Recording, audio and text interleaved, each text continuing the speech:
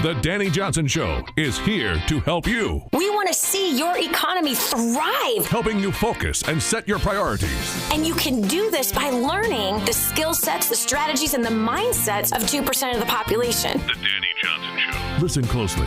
What are your weaknesses? What are your greatest strengths? And what are your weaknesses? Learn how to make the most out of your strengths in this life and how to grow in the direction that is best for you and your family. This is The Dani Johnson Show. Welcome to The Dani Johnson Show. We're really blessed that you decided to join us today. This show is every day, and we're talking about success redefined. We have a picture of success in our mind. We also have a destiny. Do you know that you were uniquely, perfectly made? Do you know that every hair on your head has been numbered? You have your thumbprint. No one else has your thumbprint. You have your own DNA. No one else has your DNA. That means you're completely, uniquely, and wonderfully made. And along with that design of how you were formed, there is a destiny for you. And your path to reach your destiny is for you. Yet we seem to encounter mindsets, ideas, and words, theologies even, that say this is what success is supposed to look like for everybody. Well, I'm here to tell you that I heard those things early on in life and I followed those things, right? Success means that you make $1 million. So I did that, and guess what I found? I was miserable. You're like, what, Dani? I wouldn't be miserable with $1 million. Listen, friend, it all depends on why you are out there going after it. And this is what I was told initially from the people that I was learning how to become successful from, that if I sacrificed everything in life, then I could go back, once I made my $1 million, that I could go back and write a check for any problem that I had solved. Any problem that I had created during the 7 years, including if I went bankrupt while I was trying to make it rich and, all the different things that we're told, right?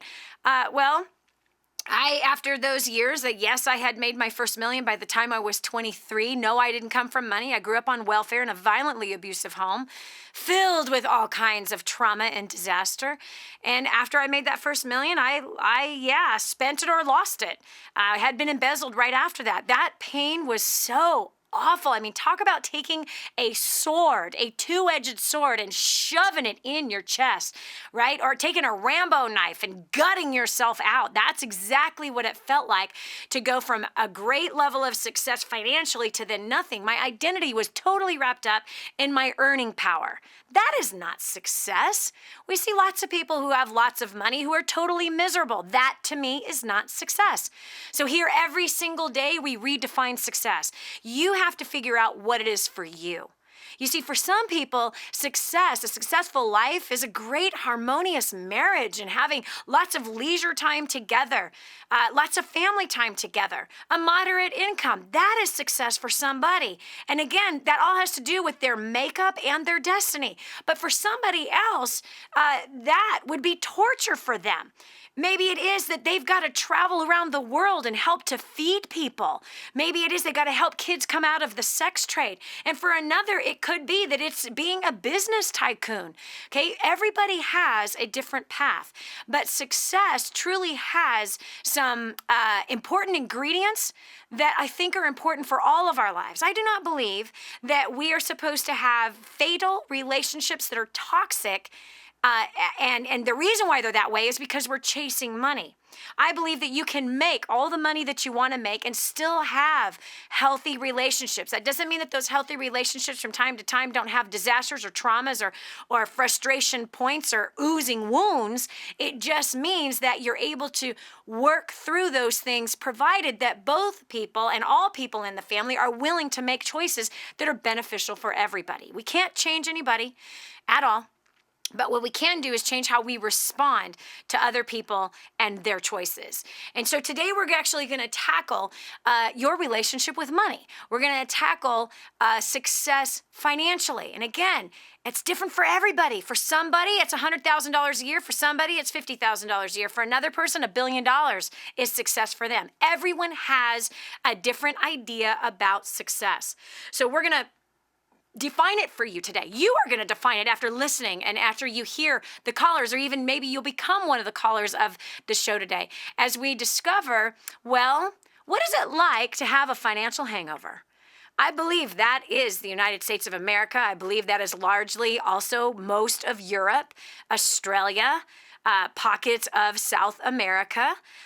And if other countries that are rising up right now, like India and China, if those places are not wise and don't learn from the rest of our mistakes, they're going to have a horrible financial hangover eventually as well. What is a financial hangover? Well, let's go back to the days, maybe that some people don't know about that you had. Now, I know you might be one of them Pollyanna perfect people. That was not me. But if you are, then you can just only imagine. You've seen other people hungover, right? You've seen other people praying to the porcelain god because they downed too much alcohol. They consumed too many pills, too much weed that they smoked. But let's go back to maybe those that you know of that were like that, or maybe you had a season of your life that you were like that. What does a hangover feel like? Gosh, first of all, your body moves really, really slow, right? You feel like you got hit by a Mack truck. Right? Your head is pounding. You cannot think clearly. You can't even put two commonsensical thoughts together, right? Maybe depending on how old you are, the last time you had a hangover, maybe your joints are just killing you. Your muscles are sore. Your stomach is screaming at you. In fact, your stomach might even be cursing you out. How dare you? Why did you do this? Gosh, and you come to that point, you're like, I don't ever want to do that again. The room was spinning the night before.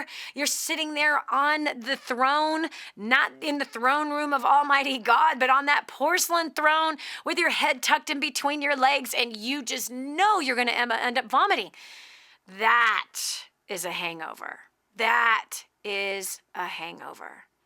And largely, majority of the Western part of this cultural, financial, wow, I want to live like a king today, they are hung over financially.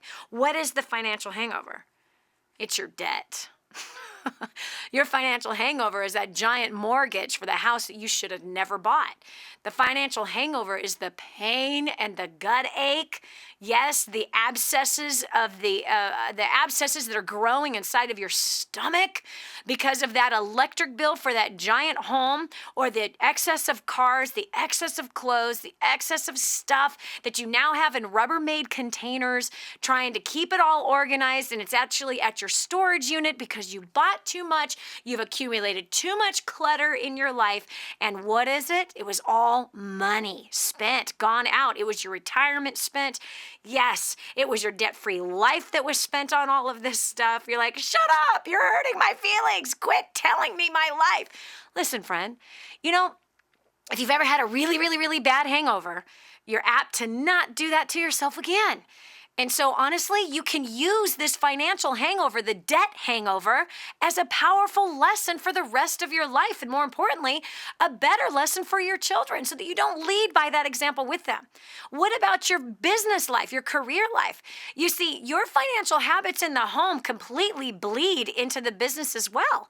If you're carrying debt at home, there's a good chance you're carrying debt at your office. If you overbought in your house, there's a good chance that you overbought of a corporate building to look good with all that new furniture and that really nice, sprawling $12,000 desk. Really? Okay? You got to have the best. I'm in business. I'm a realtor, Dani. I've got to drive a Lexus. I've got to look good. I've got to wear the Armani suit for people think that I'm successful so they'll want to do business with me. Ugh. All of that fake it till you make it junk is such a fallacy. It comes with pressure. It comes with crazy pain. It comes with headaches. It comes with stomach aches. It comes with having to eat Tums throughout the day and Imodium for other parts of the day. That's what it comes with. When we really look at the reality of how we are daily spending, and the reality, the fruit of it. I'm not just talking about the junk. I'm talking about the pain. Yes, I'm talking about the pain. When we're suffering through that pain, we've got to make a decision. We have to make a change if we plan on having true, long-lasting success. Do you want to spend the rest of your life rebuilding yourself? Rebuilding your success? No, you do not want to spend the rest of your life doing that, my friend. That's ridiculous, and it's a waste of time. So it's time to really look at what is financial success to you. Because other people have been telling you your whole life, whether you've been listening or not, you've been shown what success looks like on the outside. And it's nothing but a facade. That's all it is. It's a total facade. There's a hefty, high price. And for some of us, it ain't worth it. It's just not worth it. We've got to have boundaries in our life of what we say, what I'm willing to do and what I'm not willing to do. And you know what's amazing? Is your financial goals will still come to pass. They will still be rewarded to you as long as you have a healthy approach to your finances, as long as you have a commonsensical approach to finances. If you use wisdom with your finances, finances should never come ahead of your God. Money should never come ahead of your spouse. Money should never come ahead of your children. Money should never come ahead of your health. Money should never come ahead of your service to others, ever. Money should never insert itself higher than those places in your life. I found in my early days, my priorities were so completely jacked up. And I mean jacked up. Badly. I mean pathetically jacked up. And how? Money was my God. Money was my God. Where did it lead me?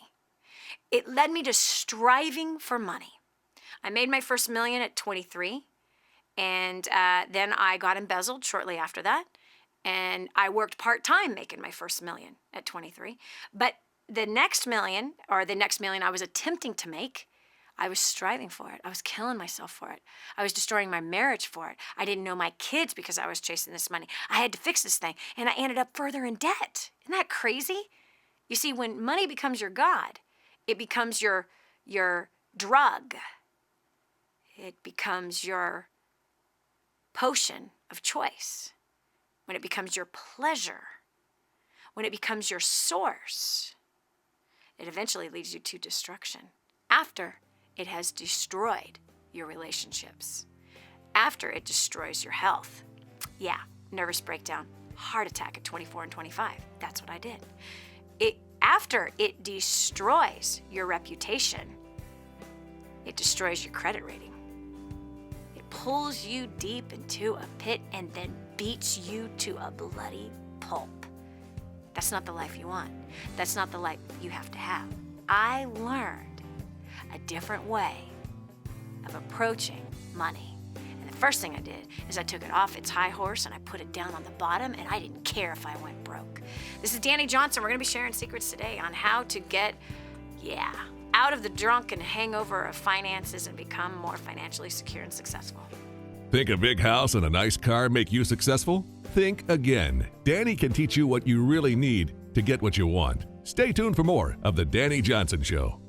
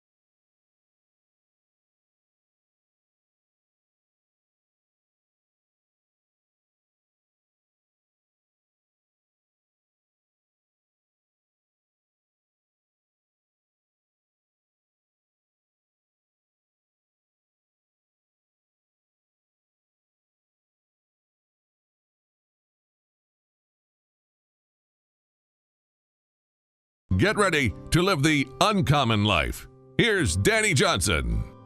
We've all seen them staggering down the road, right? We have. You know what I'm talking about. Maybe you saw one today. You know, there he is staggering. He's swaying to and fro as he's attempting to walk. His words are slurring around. And, I just don't know what happened.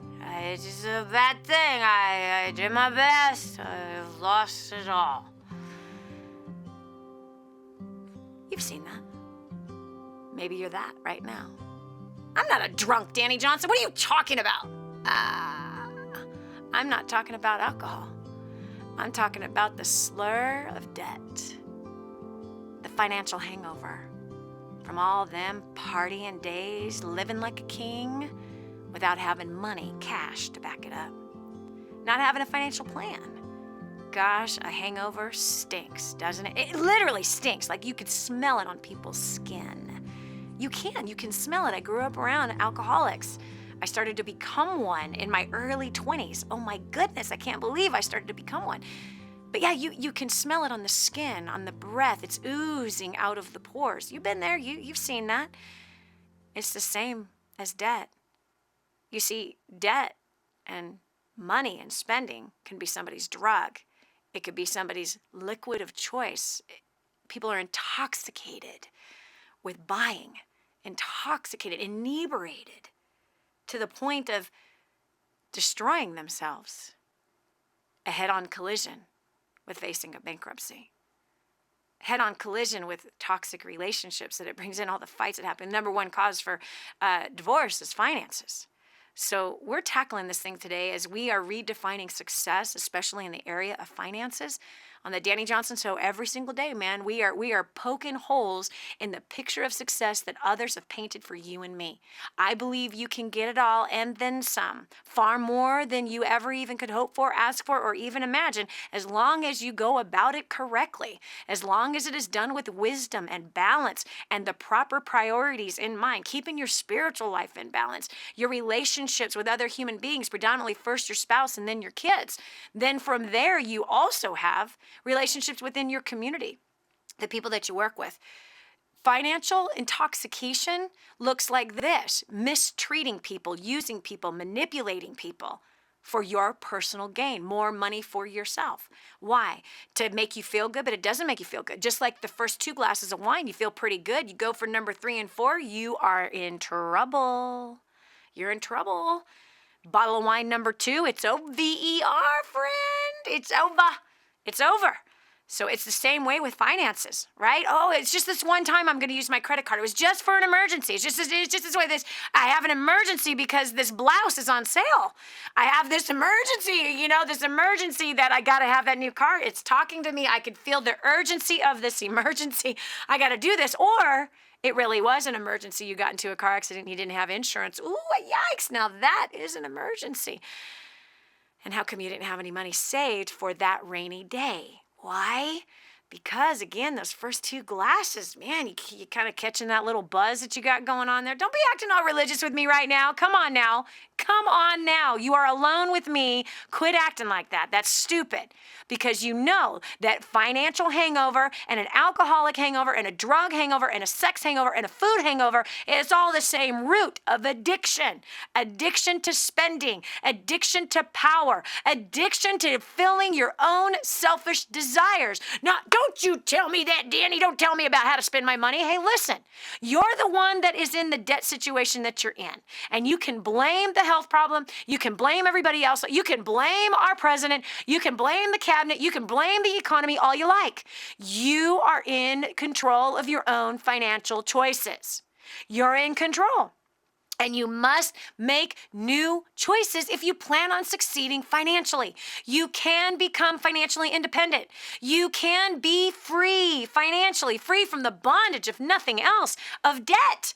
And you can do that all in the next 5 to 7 years. If you choose wisdom, if you choose new strategies, you choose new skill sets, you can dig yourself out of this intoxicated pit that is beating you to a bloody pulp.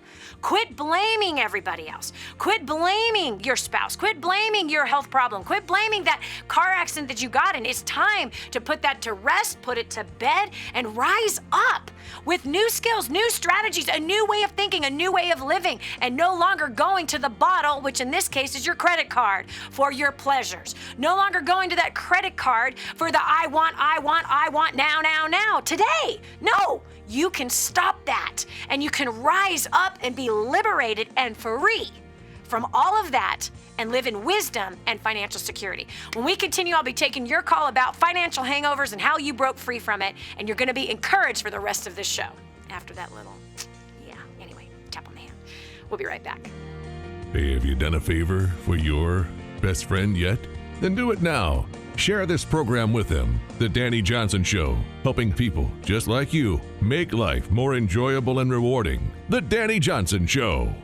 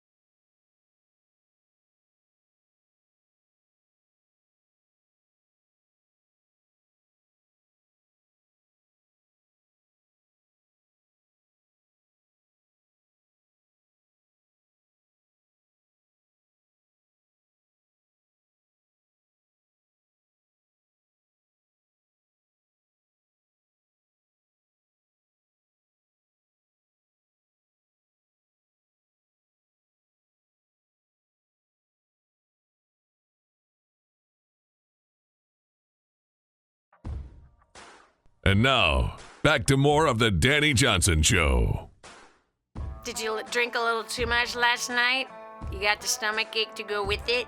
I don't drink, Dani. I go to church. Well, there might be something that you are drinking. Debt. It's got the same effect on the physical body. It surely does.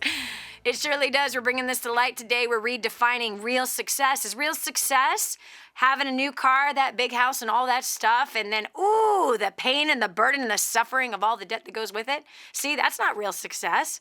Real success to me is I'd much rather have very little and live free, have a simple life. So we're going to the phones, 844-200-3264. We want to hear your financial intoxication. We want to know how you've come out of your hangover, changes you've made in your life to no longer live that way with that staggering stupor, but that you came out and you got free. 844-200-3264. And I want to know what brought you to that decision. Did you hit rock bottom? What was the pain that was involved there, and how did you bounce back up? Encourage all of us today with the steps that you took to improve that financial situation and no longer be a financial drunk. We got Diane on line 6 from Pennsylvania. Diane, welcome to the show. So were you ever financially inebriated? Oh, gosh. I'm listening to and I'm thinking inebriated is hardly even the word. We were financially in a coma. we were passed out, baby. Passed out, drooling? Yeah, belly up. Really.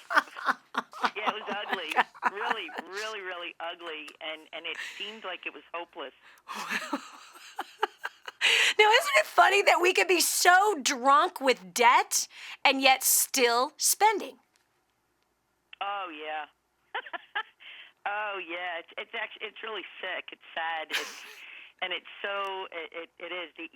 The word addictive is amazing. What were you addicted to? What were you addicted to? And how much debt were you carrying?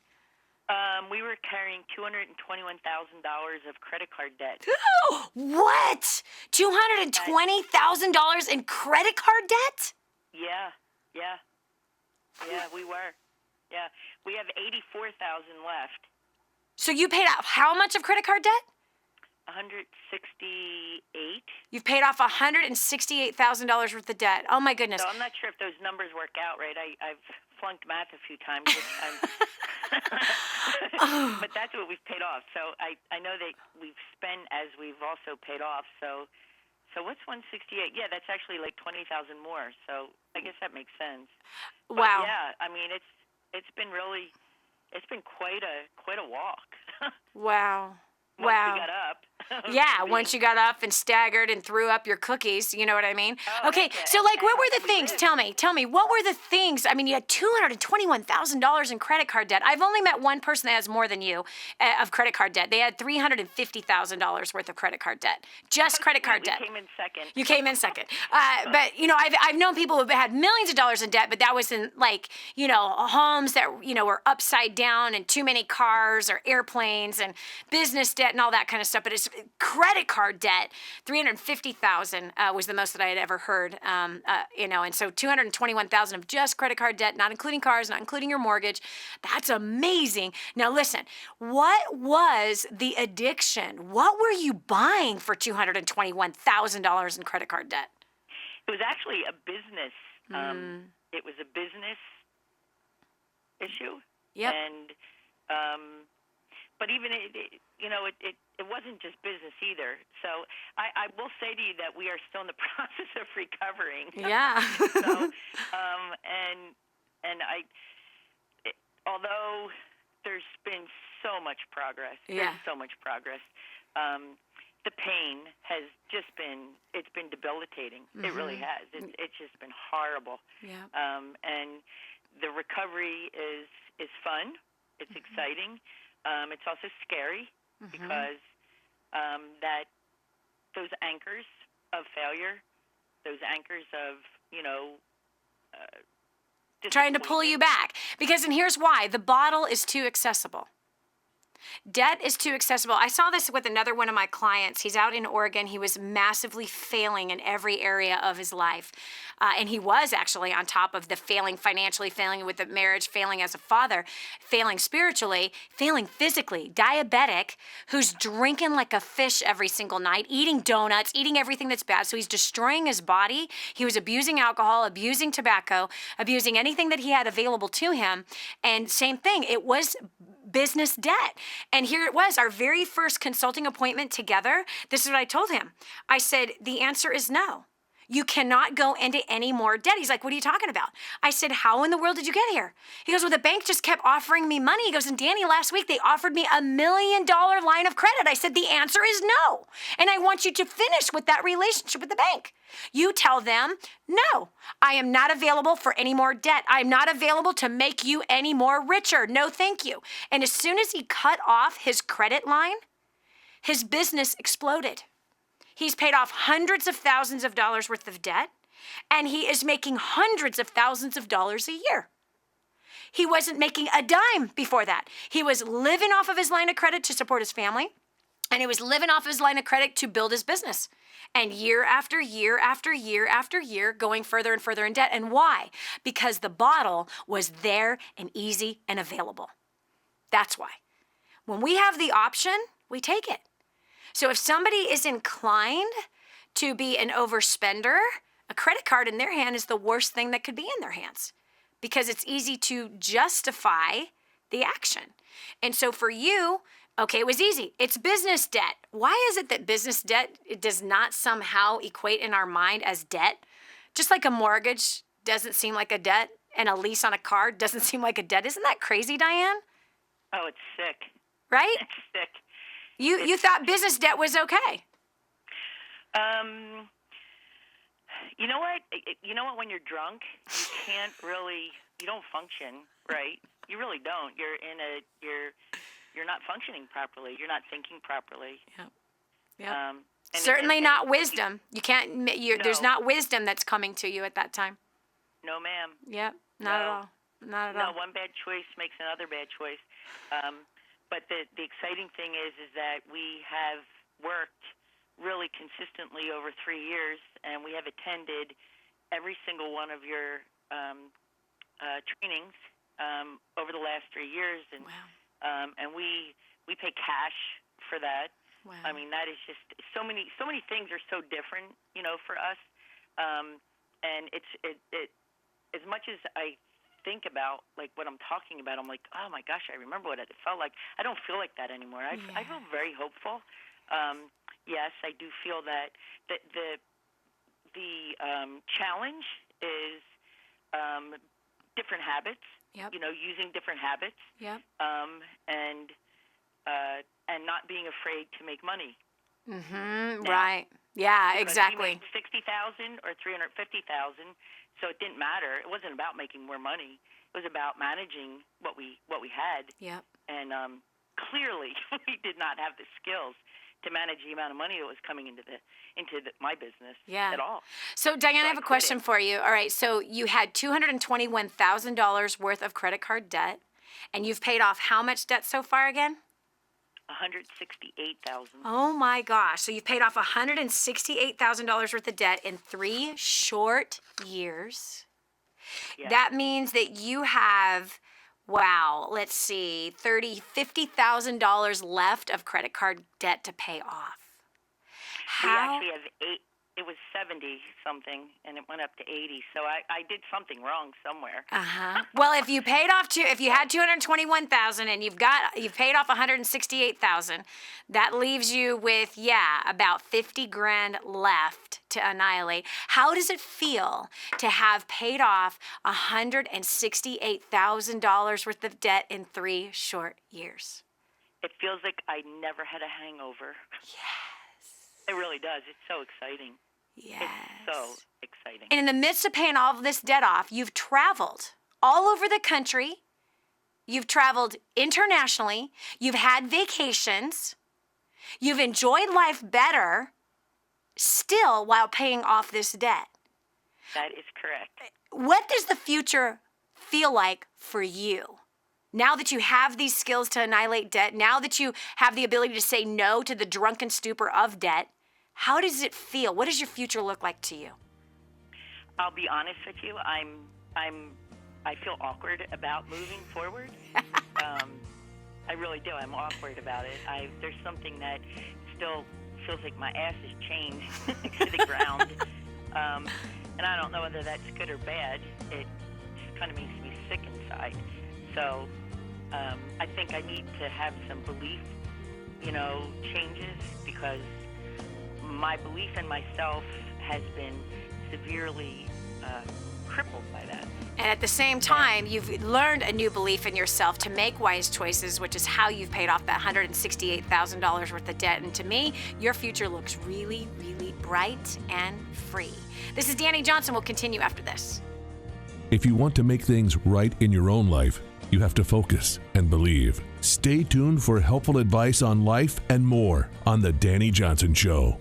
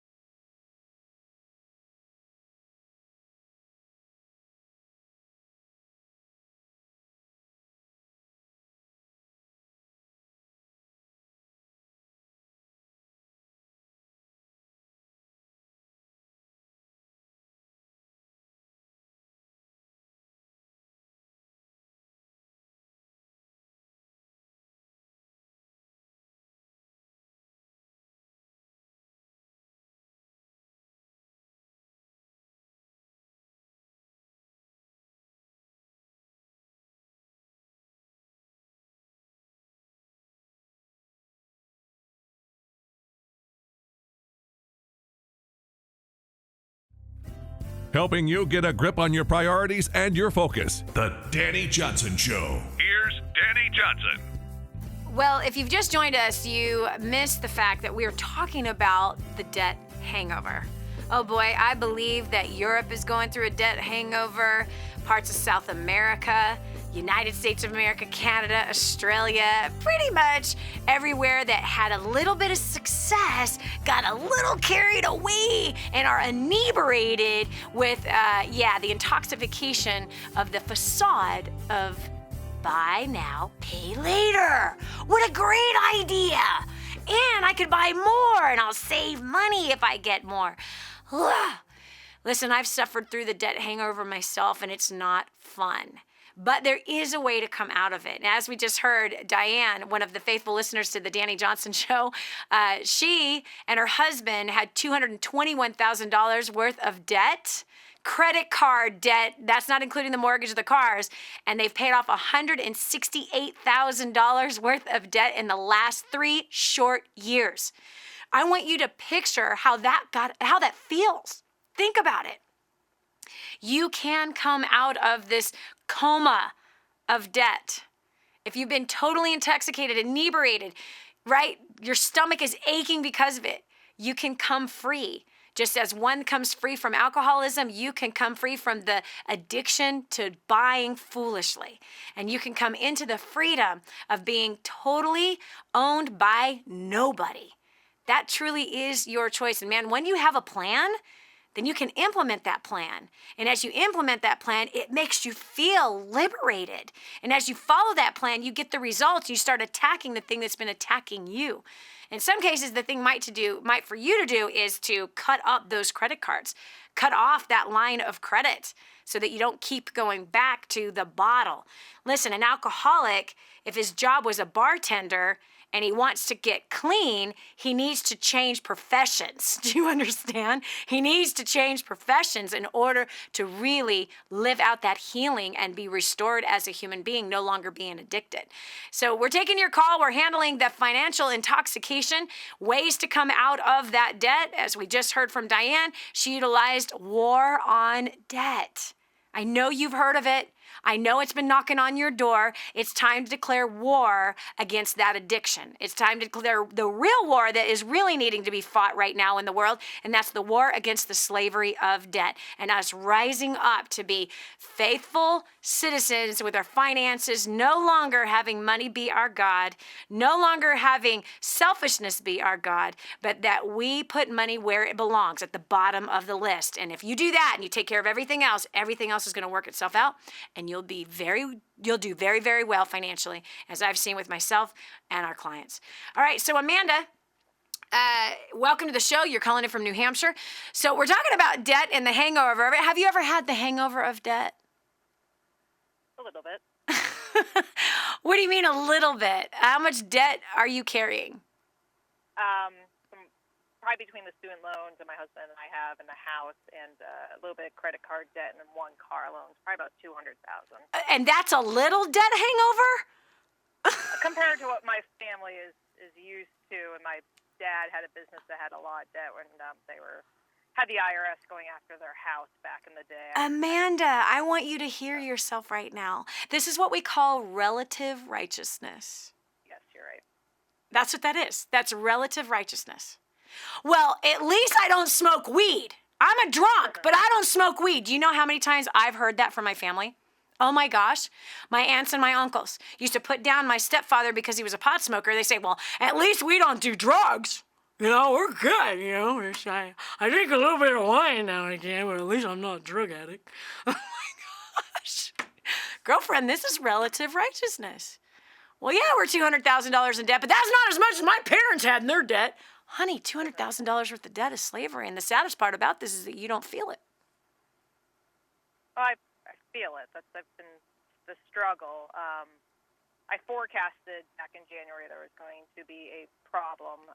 We did refinance the house. That brought down the debt some more, but everything just started catching up. Told my husband that, look, this is going to be a problem, and he's like, oh, no. You're going to be fine. When the oil field season's over with, it'll be fine. Oh, and then I'm like, I don't think so. And then this spring spring came, I picked up some more work joined a social networking company. Kicked my husband's butt. I'm like, you really need to get certified for IT because you can make an extra $5 an hour, and he just kept dragging his feet.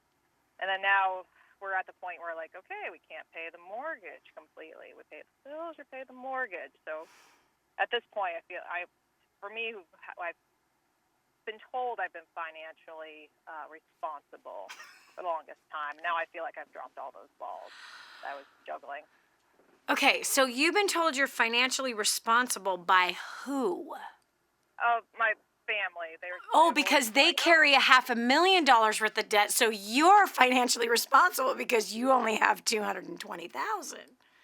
Yeah, most. It's probably about 200,000. Mortgage is most of it. That's like 175 right there. Wow. And everything. So. Okay, what are you spending on your weekly food bill? I will tell you whether or not you're financially responsible. I'll just give you my opinion. Back in January when I was forecasting a problem, it was probably about between $80 and $100 a week. And I'm a couponer, so I do a lot of couponings. I shop at 3 different grocery stores, checking out the flyers. Let's stop right there. Shopping at 3 different grocery stores. How many times a week? Yep. I stop at all 3 of them, pick up their sales only. It'd be 3 times a week.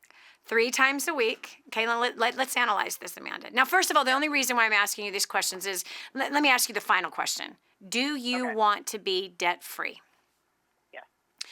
How serious are you about becoming financially independent?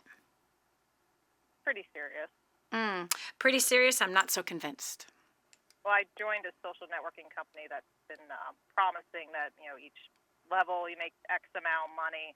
I've been working hard at that, expected to be promoted by the end of this month, and that's I guess my way out to become. Making more money? Making more money is your way to come out of debt? That's most people's idea of coming out of debt. Yeah. Now let me ask you this. Are you making more money today, the household income, than you did when you first entered the workforce? Yes. You are. So, how much more money would you say that you're making today than when you first entered the workforce? Like, my first job was $1 an hour as a babysitter. Was yours around the same? If I was a babysitter, it was probably about $8 an hour. Okay, you must be like half my age. That must be it. So if you're making more money today than when you first entered the workforce, making more money will equate into more debt because you had no debt when you first entered the workforce, when you were only making $8 an hour. And now that you make more money, you have $200,000 worth of debt. So that idea, that plan of making more money does not equal less debt. The current financial plan is the more I make, the more we spend. The more we buy, the further in debt we go. That is your financial plan. Let's break it down further when we continue back from this break. And let's talk about simple little habits, simple little changes that can help you to become more financially responsible and then lead you to financial independence. This is Dani Johnson. We'll continue with more after this. Don't just stand there. Soak this up. It's joy, it's encouragement, it's insight to a better life and how to meet your obligations and overcome obstacles. The Dani Johnson Show. This is The Dani Johnson Show.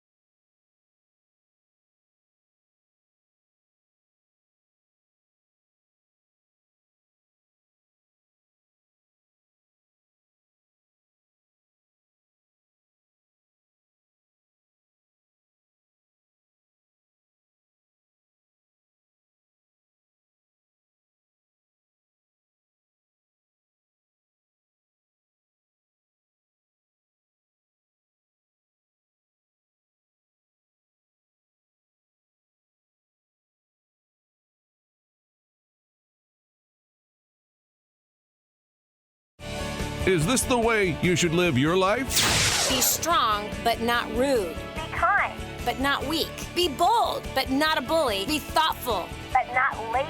Be humble, but not timid. Be proud, but not arrogant. To have humor, but without folly. Get real lessons on life, finances, relationships. Get real with Dani Johnson. Dani Johnson. The Dani Johnson Show. Dani Johnson Show. Dani Johnson Show. How serious are you about succeeding? I'm not going to ask you to sacrifice your family, your fun, your health, your life for money. No, that is a fallacy. There's so many mindsets that are out there that we have encumbered that we don't even know, and in failure, financial ruin, divorces, pain, headaches, stomach aches, health problems. There's some of the habits that we have every single day that are complicating our life, increasing our stress, and we don't even know it. Here on the Dani Johnson Show, we're redefining success. One of the ways is by obliterating the lies about success. You see, there's two different populations out there in the world today. 98% of the population that will end up dead or dead broke at the age of 65, dependent on their family, friends, and federal government for their main source of income. 2% of the population that will be successful, financially independent. Only 2 out of 100 will be financially free. But 98% of the population thinks that they will be those that will be financially independent. And yet there they reach. Man, life just flew right by them. There they are at 65, broke in every way.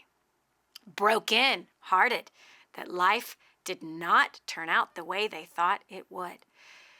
You see, the only thing that determines success between these two populations is the way they think. 2% of the population thinks very differently about money than 98%. 2% of the population has very different habits than 98%. There's almost like a serious formula that seems to work for them. I found that formula many years ago. I've transferred that formula to my clients. We're here every single day on the Dani Johnson Show to help share parts of that formula to you so that you can define success for you and reach your destiny. Because for some, success is making a whole lot of cash. For others, it's having a family filled with harmony. For others, it's helping to feed the poor. And for others, it's a hard, rockin', body-built body. Each one of those equations all by themselves and being willing to sacrifice things to make those things successful all contains a hefty, hard price. Fallacies involved with those mindsets that then eventually it all comes crashing down one day and we realize, whoa, balanced success is what I really, truly need. If you made tons of money and your kids hated you, it really wouldn't be worth it now, would it? No. Sacrificing those personal relationships and being married and divorced 7 times just to make your first million is stupid. Really stupid. But there is a way to get it all, I promise you. I've seen it. I've experienced it. I've watched it happen in my clients. That doesn't mean that as they've gotten it all, that doesn't mean that they don't have challenges and trials and traumas hit their life. No, it means they do have challenges, traumas, and trials hit their life, which is why we also address those issues on this show, because success redefined. Let's look at the truth of it, the price of it, so you can think clearly. Today we're talking about coming out of the intoxication of debt. Now, here is a perfect example. You see, 98% of the population, I got to tell you, most of them have the same attitude about debt that someone who is intoxicated does. It's not that big a deal. It's just one drink. It's not that big of a deal. Everybody else is drinking way more than I am. It's not that big of a deal. Come on, yes, so what? I'm a social drinker. It's really not that bad. I have control of it. I could stop right now and it wouldn't be a problem at all. Do you know that's what all alcoholics say? Do you know that's what they all say? And they also will judge other people who do drugs. Well, those drug addicts over there, man, they're really stupid. Gosh, I mean, that's just dumb. That's really how it goes. How do you know if you're intoxicated with debt? Is if the pain of debt has not hit you yet. If the pain of debt has not caused you to sober up. And if your plan sounds like the rest of the drunkards' plans out there, which is what? Oh, I'm just going to make more money. If I just make more money, then I'll be able to pay off my debt. That's how everybody else is approaching it. Is it working? No. Where are we approaching a $14 trillion consumer debt? Is it working? That attitude, that mindset? Not at all. Financial responsibility, if you can be faithful with the little things, then you'll be made ruler over much, much more. Faithful with the little things. I had to learn this lesson the hard way, friend. Seriously, right? My husband and I had made millions of dollars and spent it all. We spent it all, sacrificed all to get the all, and then ended up with nearly a 6,000 square foot house filled with every pleasure you could imagine. All the beautiful cars, the jewelry, the clothes, the food, the parties, the whole deal, man. We were living high on the hog.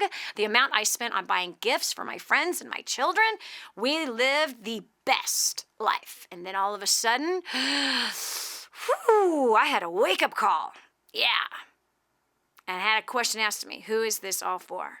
We were not even feeling the pain of the nearly $1 million worth of debt. We had almost $1 million worth of debt, and we did not feel anything wrong with that at all. Until one day it all came crashing down. Then you get your wake-up call. So we're talking about different ways to sober up financially. Because just like somebody who's got an addiction to alcohol, the same exact symptoms are absolutely 100% true with those who are addicted to debt and addicted to spending. It's the same symptoms. You can't think clearly. Either you are comatose to the point where you don't even realize it's not a good thing to have this bondage in your life. You're not even feeling the chains that are wrapped around your waist or wrapped around your arms, wrapped around your feet. You can't even feel it. You're completely oblivious to the reality, and you're also oblivious to the example that you're setting to your kids.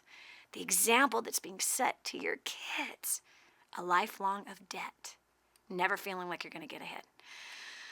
You can't numb this one out. You can't dumb it out. You got to attack it. Joining me right now, Amanda, who was joining me before the end of the last hour of this show. We're starting the second hour with her as we're going to talk about groceries. She says, I'm a couponer. I shop 3 different grocery stores. I stop those 3 different grocery stores 3 times a week. So let's go ahead and analyze that. Her desire is to be free financially. Her desire is to be financially responsible. And her desire is not to have that be equated to her parents who were less financially responsible, but that she's going to be responsible for her own knowledge right now. Okay, so Amanda, let's look at this. It takes time to go to the grocery store, right? Yeah. And 3 times a week is a lot of time. And do you hitchhike to the grocery store?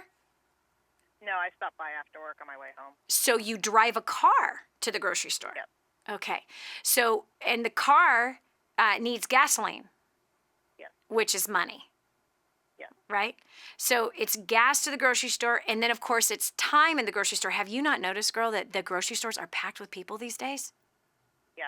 Does it seem like a nightclub or something? I mean, it's like there are so many people there constantly shoving food in their carts. Now, so if we're going to the grocery store 3 and 4 times a week, we are spending money in gas.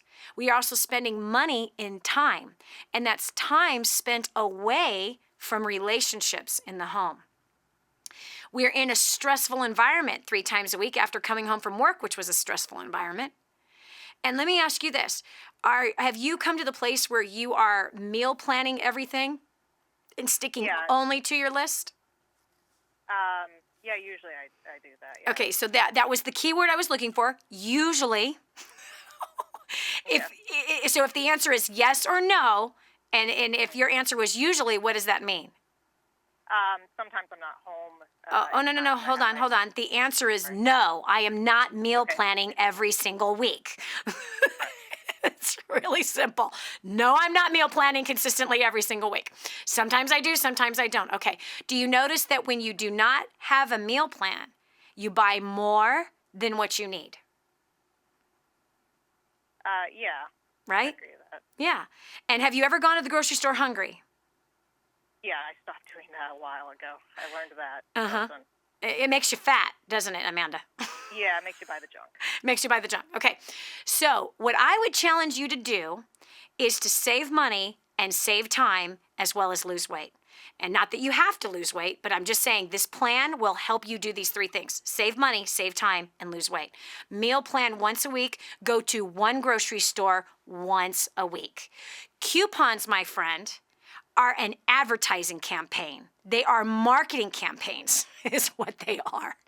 They are to entice you to buy more of what you do not need, as well as introduce you to new products that you did not know of under the disguise of saving money. This mama does not clip coupons, does not look at coupons, nor do I shop those sales.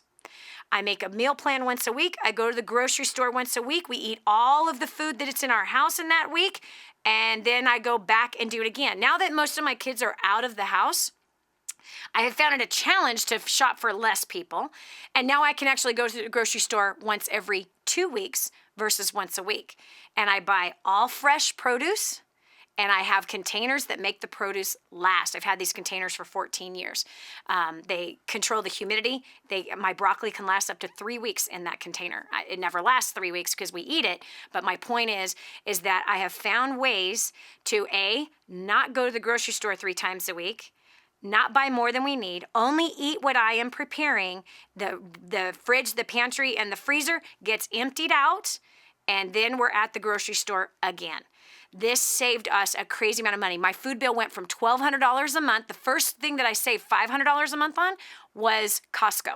I stopped going to Costco, and I saved $500 a month right away. So that dropped my $1,200 bill down to $700. I then started meal planning and got my $700 down to $500 a month, including toilet paper, cleaning products, all of it, and I cook every single night, 6 nights a week. 1 night a week, I go on a date with my husband. That's going to save you money. That's going to save you gas money. It's going to save you money on food. It's going to save you time. It's going to reduce your stress. And all of that combination naturally has weight begin to fall off your body. One more thing you can do, Amanda, eat all the food in your house before you head to the store again. Is there food in the pantry, the fridge, and the freezer? Is there an outside freezer? All of that is money. And a lot of that ends up in the trash. It goes stale. It turns into a science project. It gets frostbitten in the freezer. Then we dump it all out, and especially coming up at that end of the year, the food drive is when we start giving away all those 20 cans of green beans that we bought on sale because there was a coupon. And we didn't need them, and we didn't use them. We have a house full of food, and we open the pantry, and we say there's nothing to eat. So one way to save a lot of money, get your food bill down to $20 per person per week in food. Now take that same exact strategy to the bathroom, to the garage, to every product in which you buy, and you're going to save a ton of money and annihilate that debt really, really fast. This is Dani Johnson. We'll continue with more right after this. Let go of the past and hang on for what's new and exciting and about to come into your life. Stay tuned to The Dani Johnson Show. There's more to come.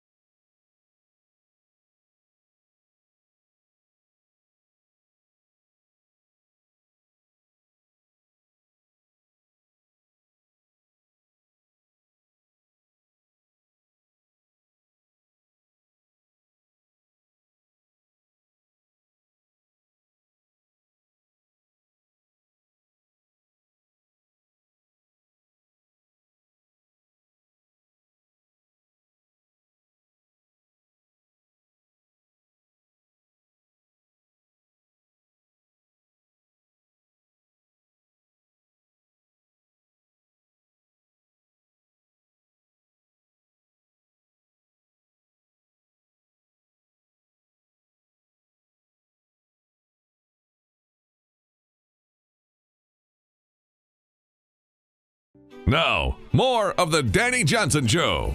It's simple little things, friends. That's all it is. It's really simple little things that causes us to end up completely inebriated financially, intoxicated with debt, hung over, seemingly irreparably hung over. It's simple things that got us there, and it is simple things that's gonna get us out. Our simple little habits that we think are no big deal. All of a sudden, we wake up, we got $220,000 worth of debt, just like Diane, who called in the first hour of the show, had. Now she's paid off $168,000 worth of debt because she stopped going into debt. She made the choice to stop. She learned new strategies, new skills to annihilate that debt. 3 years, man, $168,000. That's amazing. Anyway, so we're talking about today, we're redefining financial success today.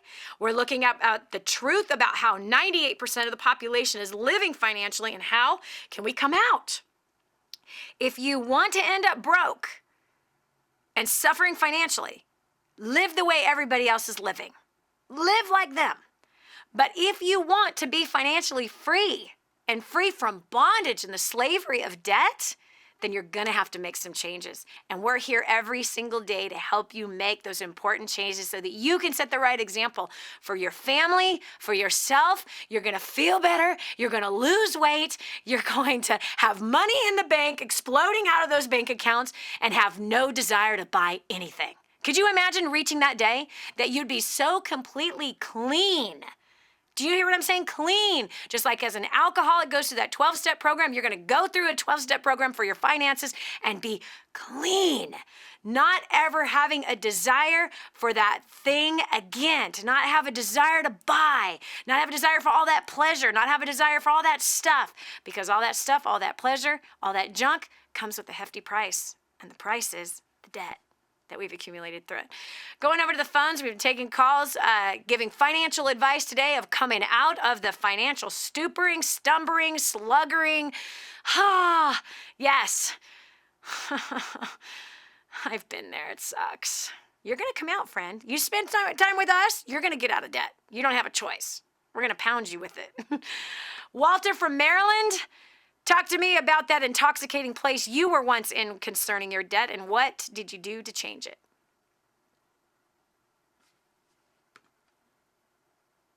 Hello, Walter, are you there?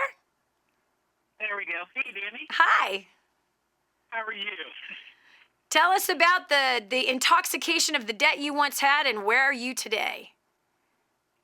Well, I tell you, the debt was so intoxicating that it literally almost took my life when it came to my health.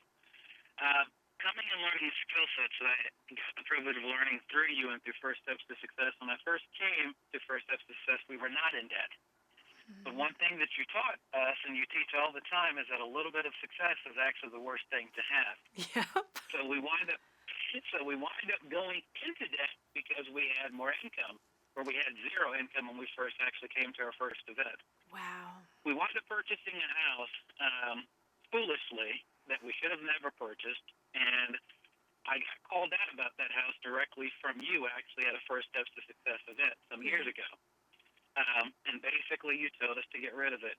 Yeah. We went into an adjustable rate mortgage on a very small house, and it was literally stressing us out, attempting to modify it. And plain and simple, in front of about 1,000+ people, you said, let it go. Yeah. Well, it took me a lot to let it go. Now, hold on a second, Walter, because this is where I want to go right now. I think it is amazing how we can sit through a training seminar teaching you how to make more money, right?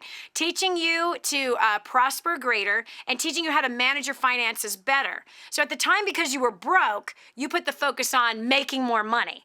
Completely ignored the financial advice of keeping the money and taking your money and teaching it how to grow for you. Now, isn't that wild? And again, that's what you said. That was the intoxication. The intoxication is when we're drunk, we don't listen to anybody. When we're drunk, we miss the obvious pieces of wisdom and direction that are being given to us. We ignore them. We can't even hear them because we're high. Because we're buzzed. And when we're drunk, we cannot navigate decisions well. And we just put a focus on more. Give me another beer, Sally. Isn't it so true. This is what we do when we have a drinking problem. It is more. That addiction calls out for more. And guess what? It's the same with finances. It's the same with money. When you start making money and it's all that you've made your life about, you need more. And then the bank says, we can give you more for 18.9%. Or we'll give you more for 6% on a mortgage. Ugh. It feeds that demon in us called greed. We'll continue with more here in the rest of Walter's story. How did he make the correction? Right after this. Are you living the life you want to live? Is it going the way you want it to go? Don't live your life by default. Live by going the way you want to go. Dani can help you with your roadmap to life. The Dani Johnson Show.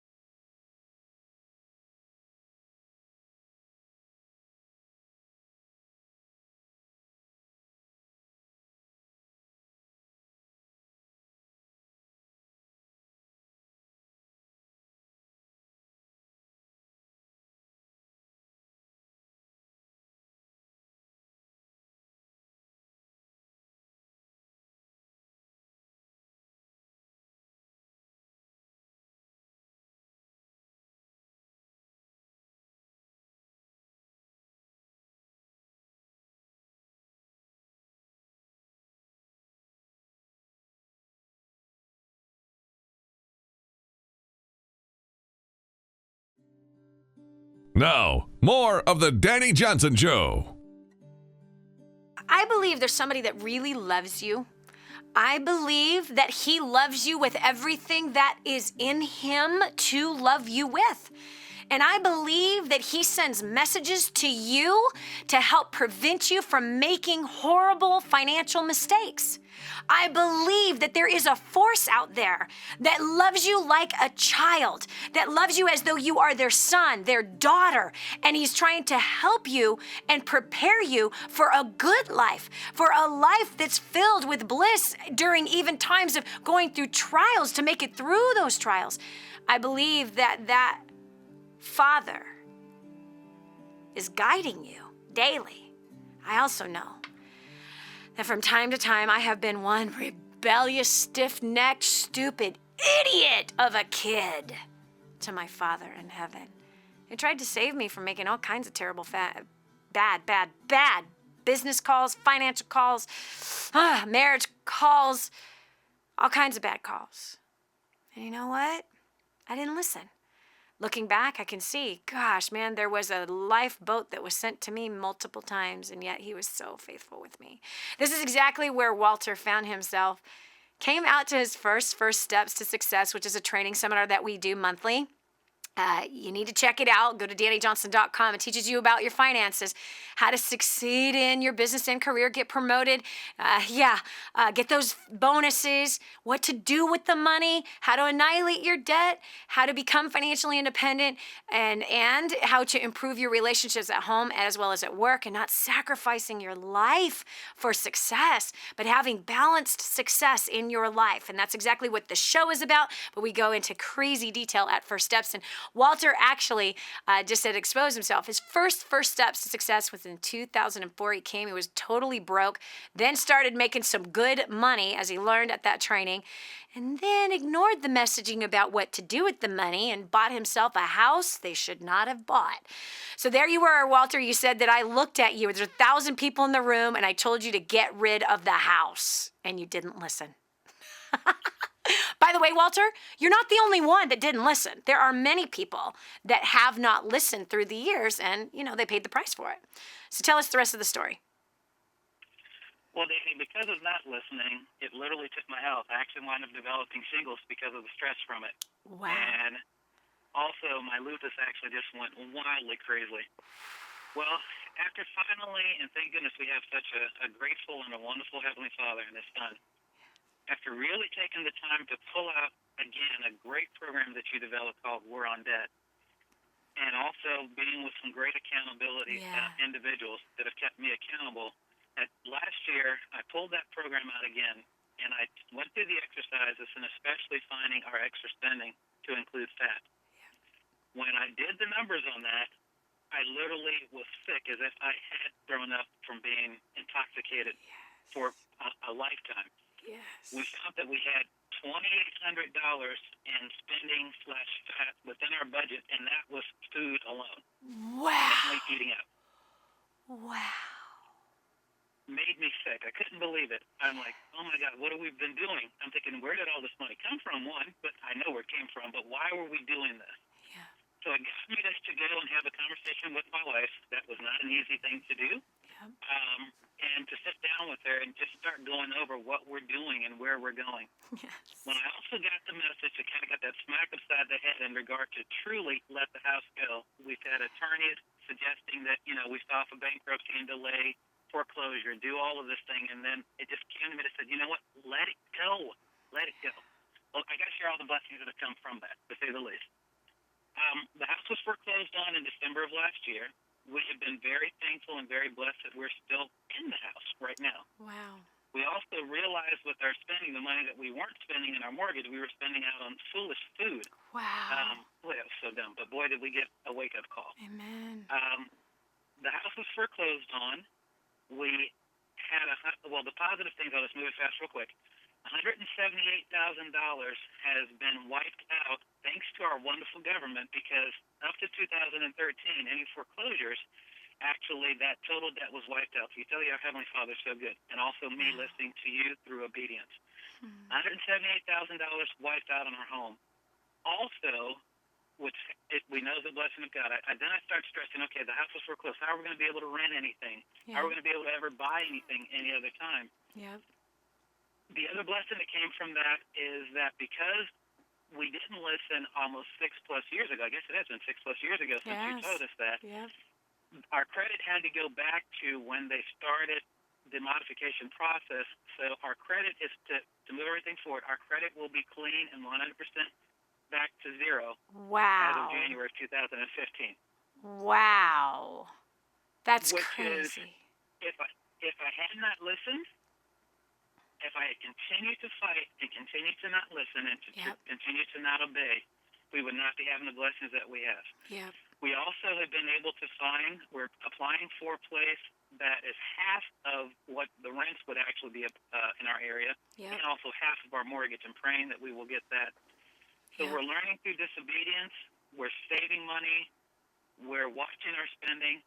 Also, like you said, I was completely blinded. My wife was in school, and we're racking up student loan debt, which we could have been paying off. And we racked up almost $60,000 in student loan debt, which was stupid. Wow. Well, we're attacking that sucker like crazy now. Amen. So, especially when you see, man, you were spending $2,800 on food, and that was from eating out, right? It's like we're a part of this intoxicated culture that says, I'm going to live like a king now. I don't care if I don't have the money. I'll pay for it later. And again, it's a culture thing that just comes inside of our heads and pollutes our thinking. And I'm so proud of you, Walter. I'm so proud of you. You know what? Your humility, your confession, and and this is what the best success book ever written says: confess and be healed. If we repent, which means we turn away from our wicked ways, and in this case, right? Being financially disobedient, being financially foolish, ignoring the financial messaging teaching you how to become financially independent, ignoring those messages just drives you further into debt. And that's exactly where it took you. But look at the humility and the repetitive heart that you have that says, I'm sorry. I got to make this right, and we're going to attack this thing. There's no question in my mind that you're going to annihilate the rest of that debt. There's no question in my mind that you've learned a hard lesson, and with that hard lesson comes a liberation of, I'm never going back there. That's what happened to me. Walter. That's what happened to me in 2000, man. Once I started to sober up and I got to see the mess that we had created for ourselves financially, I was like, never again. And seriously, I have fought to live simple. I have fought to keep our expenses really low. I'm feeding my family on about $200 a month right now, 6 days a week cooking for them. And part of that is because there's less people in the house now. I don't have all the kids that I have in the house anymore. So my food bill's gone tremendously lower. Not only that, but some of them are making financial foolish choices of eating out than when they shouldn't be eating out. That's fine by me. My food bill's left. You want to blow your money like that? That's your problem. It's not because you ain't been taught right. So they're going to have to go through their own financial lessons. But my point is that I have fought to keep the food bill down. We have fought to keep the electric bill down. We have fought to keep every bill down so that we are not getting back into financial foolishness. And so now you, Walter, have become the not only the provider, but the protector of the provision. The protector of the future by learning this very, very valuable lesson. There's no other way for you to learn it. This is what it took for you to learn it. And I'm really proud of you that indeed you have learned it. I can hear it in your voice. I can hear the liberation. I don't hear shame. I don't hear guilt. I don't hear even regret. What I hear is, wow, that was really stupid and it's done. It's over. We're not doing that again. And that is the example that you can and will continue to set for your girls, for your wife. And you're going to have to fight, man. You're going to have to fight to keep that gate closed to debt. Do you know what I mean? No more. Not going there again. I'm not learning this lesson again. I ain't getting any younger. This is it. This is the time to shine. No question. Thank you so much, Walter, for sharing that story. Guys, it took great humility to share and to confess everything that you confess. And I'm confident that you're going forward faster than ever now. Listen. Bottom line is there's always information available. But when we are drunken, we're in a drunken stupor, staggering down the street with our debt, we don't listen. We just don't listen. And guess what? It's time to sober up. This is your wake-up call, friend. This is your wake-up call. How many times do you want to have a stomach ache, a headache from all the pressure of the bad financial choices? You don't have to. You can get to the other side. Come on, what are the odds that you and I collided today? Think about it. What are the odds that you and I collided today? That you and I are having this discussion? You've heard these warnings. You've heard how simple it is to come out of it. Come on, it's your turn. It's your choice. Life is filled with choices. Your mama taught you that. Your grandma taught you that. Life is filled with choices. Which choice will you make today? To continue to put the bottle to your mouth of debt, or to say, no more? I'm coming clean, I'm coming out, and I am done with this life that I'm living. This is Dani Johnson. We'll continue with more tips to your financial success right after this. Don't just stand there. Soak this up. It's joy, it's encouragement, it's insight to a better life and how to meet your obligations and overcome obstacles. The Dani Johnson Show. This is The Dani Johnson Show.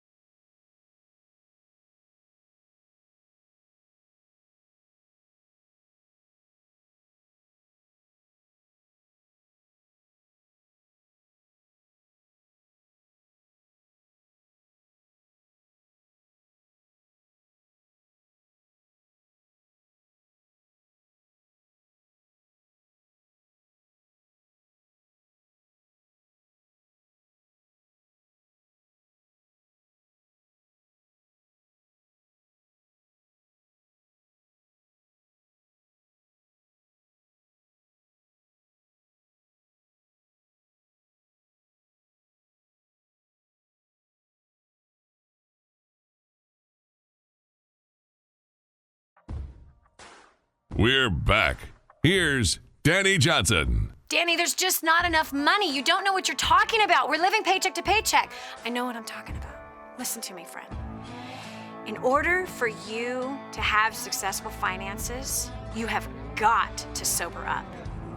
You have got to take some drastic steps. And in this case, cut up the credit cards. Look at what happens to you right when I say that. You're like, oh, what? I can't. Have you put your hope in plastic, friend? Have you put your hope in plastic? Has plastic become your idol?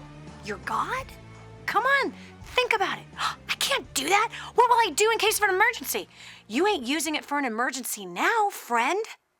You're using it for necessities that you think are necessities. You're using it for luxuries, things you've become accustomed to, conveniences and comforts. How comfortable is it to live with that debt? Cut them up now. Come on. Here's the scissors. Cut them up. Come on. Do it. You hear the sound? Do it. Why?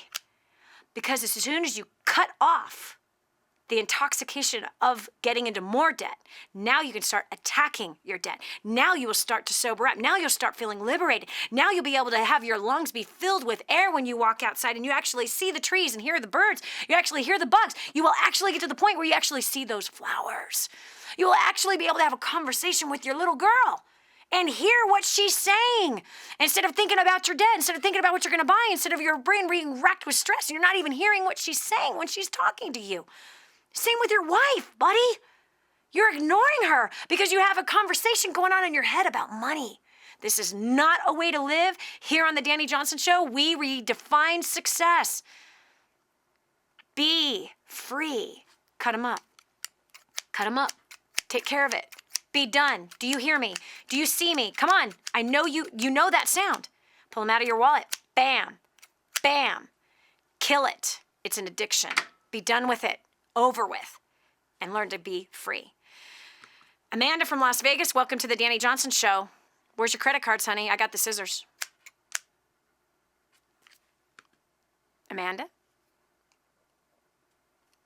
Amanda, are you there? Yes, I'm here. I got the scissors. You got your cards? I actually don't have any cards. Good job. Good job. How can we help you today concerning your finances? Well, I was asked to call in from a comment that I made on Facebook about spending money and paying all my bills behind, and I'm in a hot mess, but it's not credit card debt because I filed bankruptcy last year, but still up until now haven't figured out that what I'm doing is not the obvious right way to do things. Yep. So that's where I'm at. I have a plan to dig myself out of the hole that I'm in. This payday will be my first time putting my plan into action. What is your plan, honey? My plan is to get all my regular bills. The only bill that I've paid on time in the last, year is my rent. I make sure that the rent is paid all the time, but... Okay, now hold on a second. Let's stay right there. So you made a goal and you made it intentional that you will never be late with rent, correct? Yes. Which means you possess the power to do the same with the rest of the bills. Exactly. Means you possess the skill to do the same exact thing with the rest of your bills. You know how that putting off your bills thing starts? It starts with one decision, one day. Right. Well, I just won't pay that one this time. I'll hold that one. Right? That begins the habit of doing that again. And then pretty soon it's years go by and you're declaring bankruptcy. Exactly. Yep. Exactly. That's how we get there. So your plan is to pay all the bills on time now? Yes. Get them out of late status. I know my limits with pushing the utility companies. It's terrible to know those limits, actually. Yeah. But, I've put it all on paper.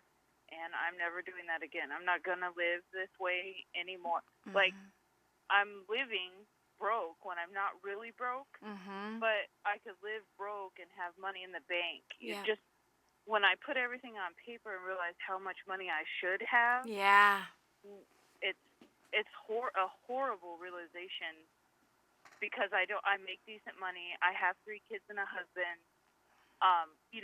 we're mostly fed and clothed, but it's that last minute when I have to do it and I got to figure it out and I have to put a bill aside to make it happen. And, it's just not a good way. I lose sleep every night because I can't, I'm trying to figure out in my head how I'm going to rob Peter to pay Paul and how I'm going to make this work without getting the electricity cut off. And it isn't because you don't make enough money. It is not because you don't make enough money. It's because of where you send the money. It's where you put the money. Yep. So where have you put the money for a long time?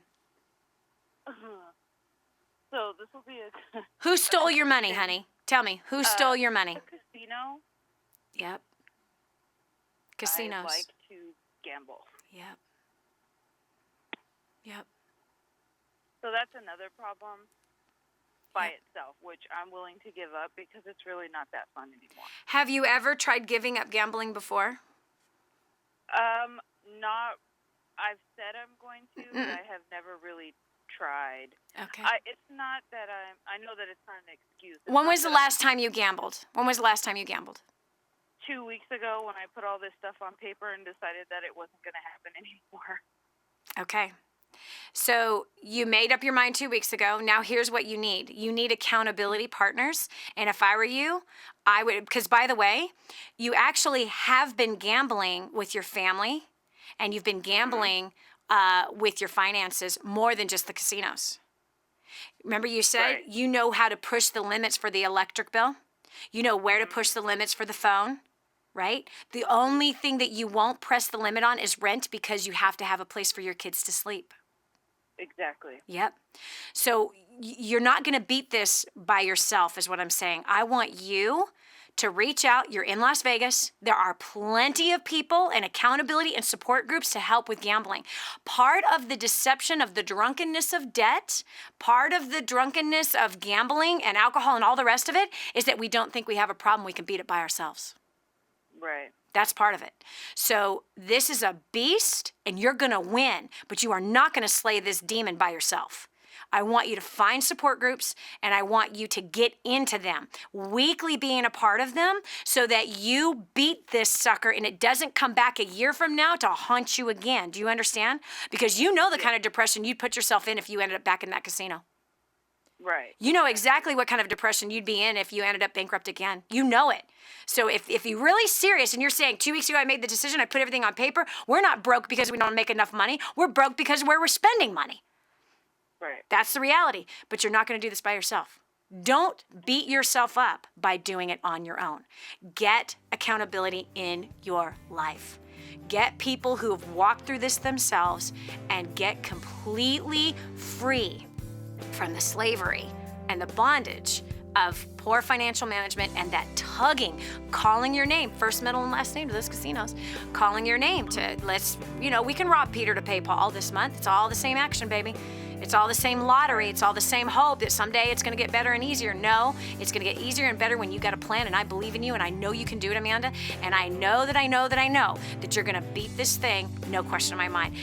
That's it today for the Dani Johnson Show. Hopefully it was helpful and beneficial to you. Make wise choices today so that you can define success for you and reach your destiny. God bless. We welcome you to join us right back here again. Until then, make the most of life. You've been listening to The Dani Johnson Show.